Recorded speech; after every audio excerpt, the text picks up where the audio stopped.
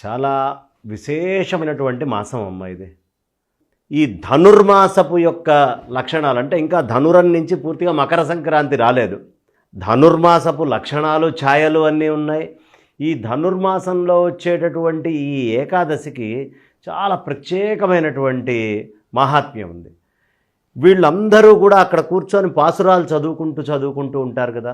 ఈ 30 రోజుల పాటు పాసురాలు చదువుతారు. ఈ మొత్తము సారమంతా లభించేటటువంటి రోజు ఏకాదశి. అంటే ఈ 30 రోజుల ప్రతిఫలం.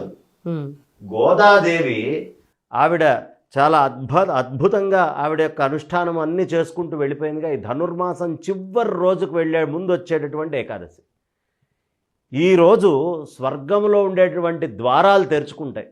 అందుకనే దీన్ని స్వర్గానికి సంబంధించినటువంటి పేరుతోటి స్వర్గ ఏకాదశి, స్వర్గధామ ఏకాదశి, స్వర్గద్వార ఏకాదశి అని కూడా అంటారు. ఇప్పటిదాకా దక్షిణాయనం. ఈ దక్షిణాయనంలో మరణించినటువంటి వాళ్ళందరికీ ఈ ఏకాదశి రోజు తలుపులు తెరుస్తారు.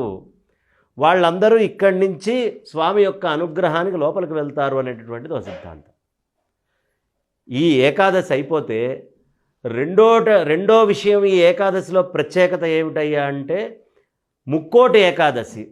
అంటే 3 కోట్ల దేవతలు శ్రీరంగానికి వచ్చేటటువంటి ఏకాదశి అని ఒకటి. వైకుంఠం నుంచి స్వామి ఈ ఏకాదశి రోజు 3 కోట్ల మంది తన పరివారంతో భూమి మీదకి వచ్చాడు వైకుంఠ శ్రీరంగానికి అనేటటువంటిది రెండో ప్రతీతి. ఇక మూడోది ముక్కోటి తీర్థాలు ఏవైతే ప్రత్యేకంగా చెప్తారో ముక్కోటి తీర్థాలని చెప్తారు. ఈ 3 కోట్ల తీర్థాలు విశ్వంలో ఉండేటటువంటివన్నీ ఒక దగ్గరకు వచ్చి చేరేటటువంటి ఏకాదశి. ఆ విష్ణు పాదోద్భవాల దగ్గరికి వెళ్ళిపోయి కూర్చుండేటువంటి ఏకాదశి అని చెప్తారు. మరి ఉత్తర ద్వారం నుంచి అని చెప్పి కూడా అంటున్నారు. ఉత్తర ద్వారము వైకుంఠములో ఉత్తర ద్వారాలు తెరుస్తారు. అంటే పాపులందరూ ఇంతకాలం ఉన్నటువంటి వాళ్ళందరికీ లోపల ప్రవేశం ఏమిటి? దక్షిణ ద్వారం తెరిస్తే నరకలోకానికి వెళ్తారు. ఉత్తర ద్వారం కనుక తెరిచారు అంటే పుణ్యలోకాలకు వెళ్తారు.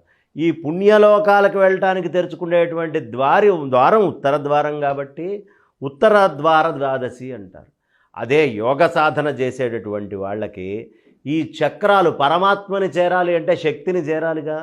శక్తి ఎక్కడుంది? వామభాగంలో ఉంది. ఎడమ వైపున శక్తి ఉంది. ఆ ఎడమ వైపున ఉండేటటువంటి శక్తిని ఆసరా చేసుకొని పరమాత్మని దర్శించేటటువంటి, అంటే అమ్మవారి యొక్క అనుగ్రహంతో వెళ్ళేటటువంటి ద్వారము అని ఒక ప్రత్యేకత. ఇట్లా అద్భుతంగా దీనికి పేర్లు చాలా చెప్పుకుంటూ వచ్చారు. ముక్కోటి, వైకుంఠం.